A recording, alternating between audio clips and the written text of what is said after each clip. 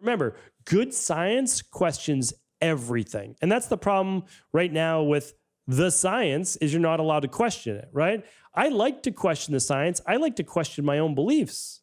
And that's to the benefit of myself, and that's the benefit of at least our entire community. You need to question. You need to ask why.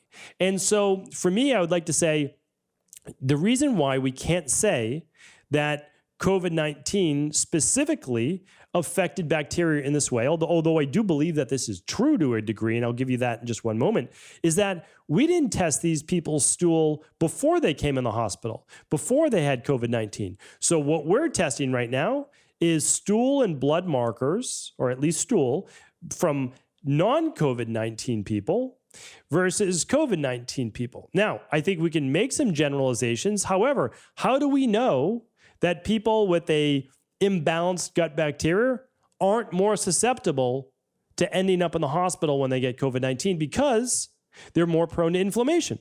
Makes total sense to me, since most of the scientists that I trust and I speak with as well, they believe that most people end up in the hospital because of an inflammatory-based issue, not necessarily just because of the virus. Now, the virus caused the inflammatory issue, so I'm not denying that.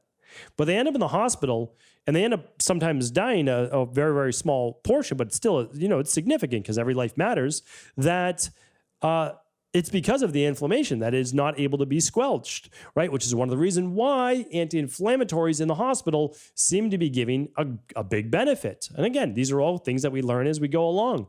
So I pose two different scenarios. One is that we already know that people with autoimmune issues and gut imbalances that they knew or did not know about have a worse outcome. And the second is that a severe case of COVID-19 and that level of inflammation absolutely can affect the gut bacteria. So now the question becomes, what do you do? Well, in both cases, whether it was there before or it's there after, you need to work on the gut. So the very best thing that you could do is run an at-home bacteria and parasite stool test, right? That's the number one if we're talking about the gut, okay? The next best is the Candida metabolic and vitamins test, but that's a broad test. I mean, that's an amazing test for so many things like energy and mitochondrial markers and neurotransmitter metabolites and yeast and bacteria and vitamins and all those great things. But again, you do what you can do. So those, you can always find those at stephencabral.com/labs. It's very, very easy to run right at home.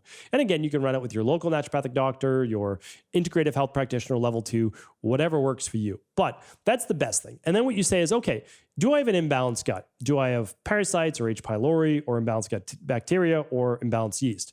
And if so, well, then you complete something like the CBO protocol. You might add the citracidal drops to that to make it more effective for overgrowth.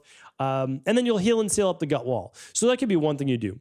The other thing is, if it was just low overall good bacteria, but not a lot of bad bacteria, you might do something like the clean gut probiotic and the healthy gut support to heal and seal that gut and to work on putting in more good bacteria while eliminating maybe some of the pathogenic